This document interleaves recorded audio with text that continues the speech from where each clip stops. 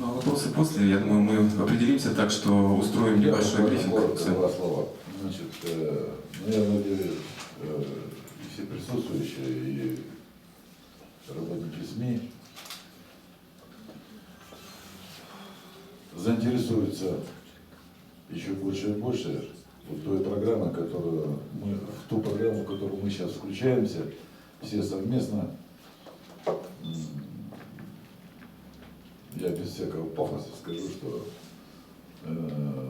вкладывать в детей – это наша святая обязанность всех, и ресурсы, и все остальное, потому что вкладывая в детей, это понятно, мы вкладываем в будущее.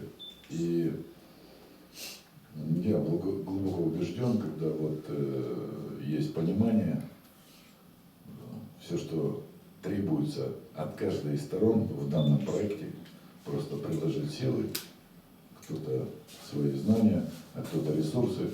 И я думаю, через 2-3 года мы получим результат.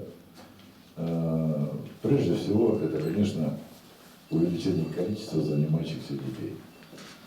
Но и будем, конечно, ждать, что и от увеличения массовости занятия младшим спортом у нас появятся и хорошие спортсмены. Спасибо.